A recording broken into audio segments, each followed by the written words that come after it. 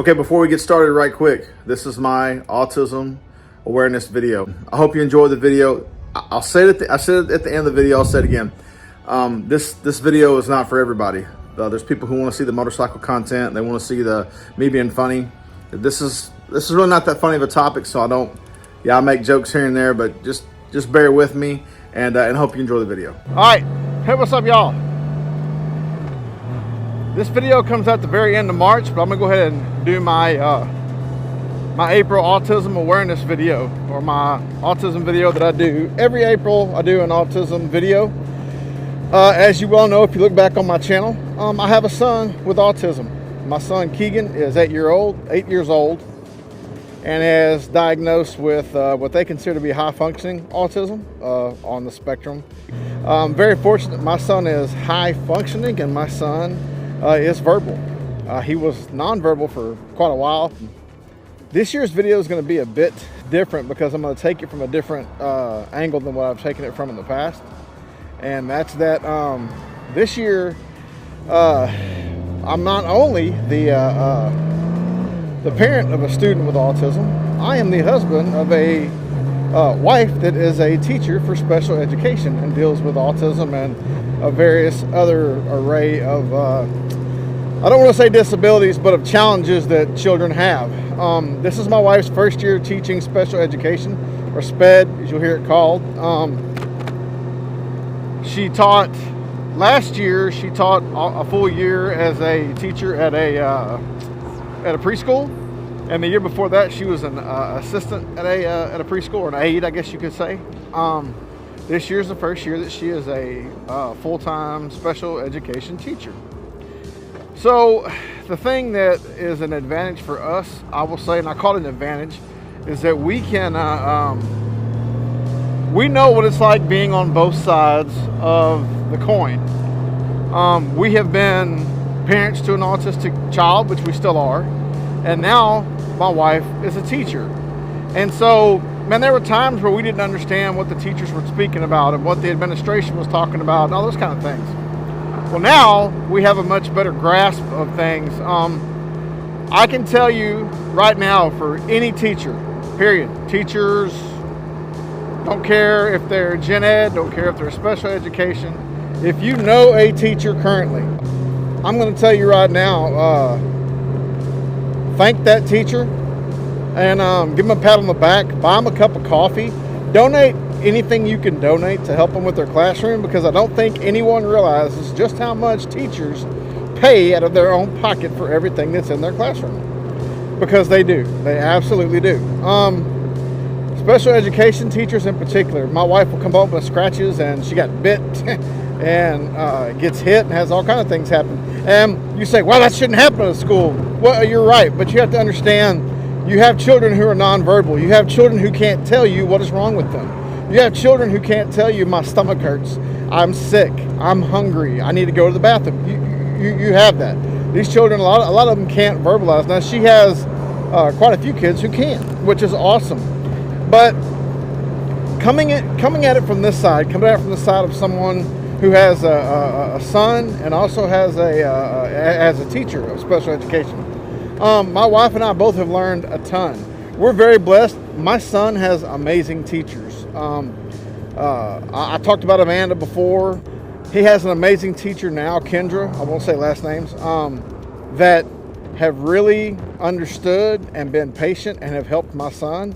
And I'm I'm just extremely proud and happy of how they've handled themselves and the way they've treated my son.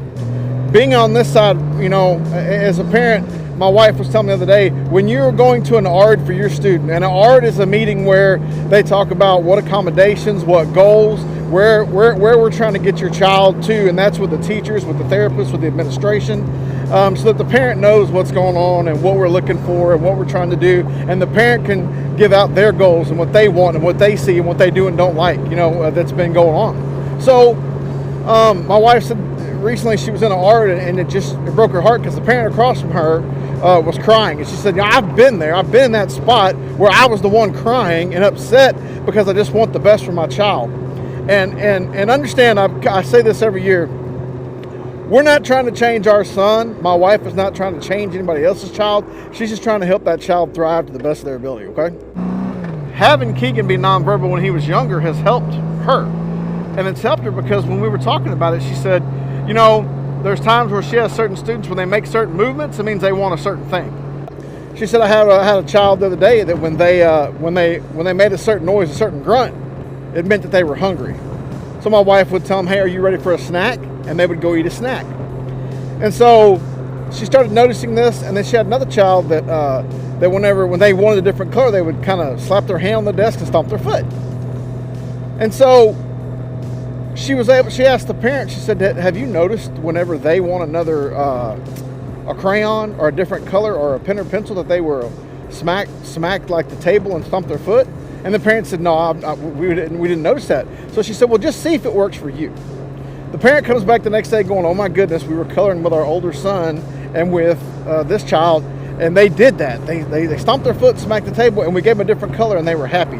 So it's awesome that my wife can help other people and can teach and learn things about the child and then give it home to the parents, and vice versa. The parents will come in and go, oh, hey, if they do this, if they make this noise, if they make this action, this is what they want. So it's been awesome to be on both sides and to see that. And what I want to do is I want to encourage parents. I know there's parents out there that sometimes like, man, I don't know what's going on with my kids, how the teacher is or what they're doing. I'm going to challenge you, as if you have a parent of an autistic child or a child with any type of challenge, reach out to your teacher and just talk to them, get to know them, because what helps my wife more than anything is having people who reach out and want to talk to her and want to help her and want to give her information, because the more information the teacher has, the more they can help you and your child. And that's what we're all looking for. We're all wanting the best for these kids, you know. And I know for my son, man, he's come a long, long way, and I'm super, super proud of my son and where he's at now versus where he was at. I'm very grateful to the teachers. I'm very grateful for my wife and what she does, and I'm very grateful for where we're at. You know, being an ECSE, she's an early childhood special education teacher. That is not the easiest job. I'm very proud of Mrs. Smitty Riding for the way she's handled herself, the way she's helped her students, and the way that she's been able to learn and help our son. That's the thing. If you're a parent watching this, there's times where it's frustrating because you don't understand what they need or what they want or what to do. And that is the absolute worst. Not being able to understand what your child needs or wants or how to help them is completely and totally frustrating. And I'm here to give you hope to say, look, you're doing your best. There's a lot of people who are going to act like you're not doing the best that you can do. Don't ever let people treat you like you're not doing the best you can do. Love your child. Do the best you can for your child. Do not let people treat you like you're not doing the best. You love your child. You work hard for your child, and it is frustrating sometimes because there's things you don't understand. You don't understand what they want, what they need. It's hard. It's never easy. I'm just going to be straight with you. But I always make these videos to try to give people hope. There are people who care out there. There are people out there who want to help your kids. And I'm going to tell you right now, I'm a huge sports fan. I love sports. We underpay our teachers. We will pay somebody who can catch a football or shoot a basketball or whatever else an absorbent amount of money. But we have teachers who have to work 2 fucking jobs to take care of their families because we don't pay our teachers enough. The people who help you with your kids, and I know some of you will say, yeah, but I don't like what they're teaching these days. Listen, I'm not talking about that shit. There's plenty of teachers out there who are going to teach and love on those kids the best they can. I'm talking about, we don't pay teachers enough for the shit that they deal with and what they do. If you're married to a teacher, or if you are a teacher, I'm telling you right now, or you have a family member that's a teacher, you know what I'm talking about. They spend their own money getting shit done for their room, buying supplies, doing things, helping students out, because there's some students that can't afford certain things, and you have teachers who go take care of that because they want to make sure their kids have the best. So help a teacher out. I'm off my soapbox now. Help a teacher out. Talk to your teacher, and if you are a parent of an autistic child and you're having issues, send me a message. Say, Smitty, we don't understand this, understand that. Hey, I may not know the answers, but I'll do my best to get those answers out to you, okay? Because, hey, everybody gets to a point where they need help. I'm very fortunate because we had Amanda, we've had Kendra, we've had really good people and good therapists who have helped us. But there's some people who don't have that. They don't have help, they don't have therapists, they don't have anything. So reach out to somebody if you're not sure. Hey, y'all, do me a favor, hit the like button, hit the subscribe button, hit the little bell icon so you get notifications when the shit show's rolling again. Autism video, this video is never popular. It never gets a bunch of views, but I always feel like every year that I make the autism video, it gets to the people that need to see it. People who know someone with autism or a child with autism usually share this video or talk to somebody about it, and I will have a lot of people that will reach out to me through autism videos and talking about autism with my son. I met Brother Biker. Brian and I have become good friends, and we have that bond of having sons that deal with autism.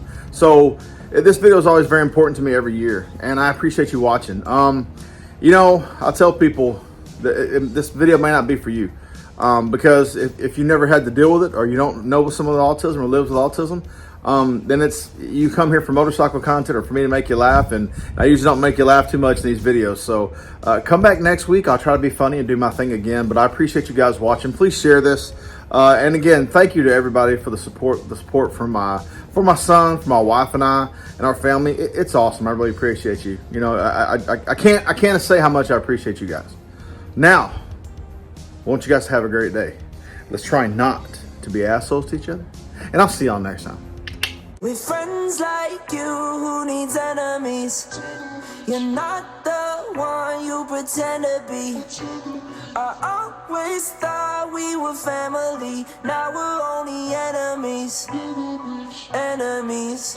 Yeah, with friends like you, who needs enemies? A two-faced bitch ain't no friend of me.